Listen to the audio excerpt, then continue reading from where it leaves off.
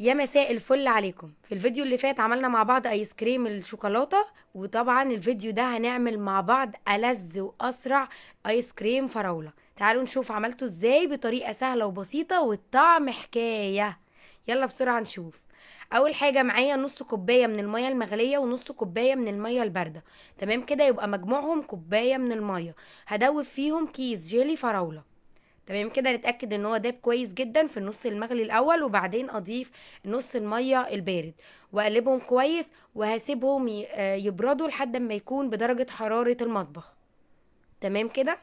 بعد بقى ما اتأكدت وقلبته كويس جدا، نركنه ونشوف الخطوة اللي بعدها. تاني خطوة هنعملها، وهضيف نص كوباية من الكريم شانتيه الخام. تمام كده، وهضيف كيس من الكريم شانتيه الفراولة من دريم. تمام كده، تقدروا تستبدلوه بربع كوبايه من الكريم شانتيه الخام ومعلقه كبيره من السكر البودره. وهضيف هنا بقى عبوتين من العصير، اللي هو ميكس بالفراوله من جهينه. تمام كده، حطيت عبوتين من العصير اللي هو الميكس بالفراوله، العبوه 200 ملي، يبقى انا استخدمت 400 ملي. تمام كده، هضربهم كويس جدا. عايزه اقول لكم كمان انكم تقدروا تستبدلوا ميكس الفراوله، بتستبدلوه بلبن مثلج عادي جدا. بس انا حبيت ان انا استخدم كل المنتجات اللي فيها الفراوله دي عشان اعزز نكهه الفراوله في الايس كريم. تقدروا ان انتوا تستبدلوه زي ما قلت لكم، تستبدلوا الكيس الكريم شانتيه الفراوله، تستبدلوه بربع كوبايه من الكريم شانتيه الخام ومعلقه كبيره من السكر البودره. تمام كده. لكن انا ضفت هنا الاضافات اللي انا ضفتها: نص كوبايه من الكريم شانتيه، والكيس اللي هو الجاهز من دريم كريم شانتيه فراوله، ده اللي انا ضفته. وضفت كمان 400 ملي من الميكس الجهينه الفراوله.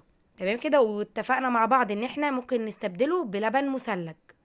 هبتدي بقى دلوقتي بعد ما ضربته كويس جدا والخليط اختلط معايا وضاعف حجم الكريم شانتيه، اضيف الجيلي بالتدريج، مقدار الجيلي اللي احنا عملناه، واضربه كويس قوي زي ما انتم شايفين.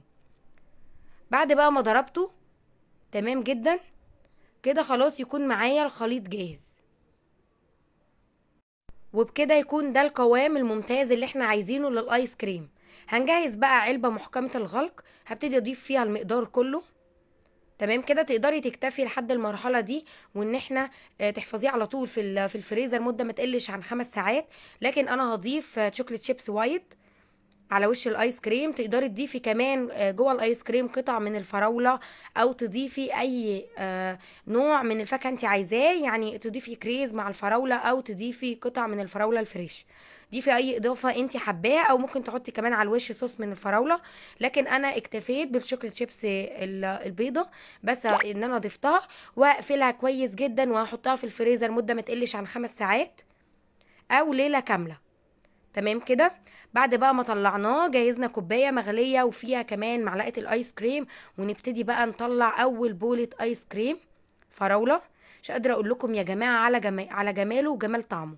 بصراحه الطعم حلو قوي، غني قوي. الفراوله فيه تحسوا ان هي مركزه جميل. طبعا ان احنا مستخدمين ميكس الجهينه مع الجيلي كمان، ومع كمان كيس الكريم شانتيه الفراوله، فبصراحه معزز النكهات قوي. نكهه الفراوله بالذات حلوه قوي. بالطريقه دي عجبتني.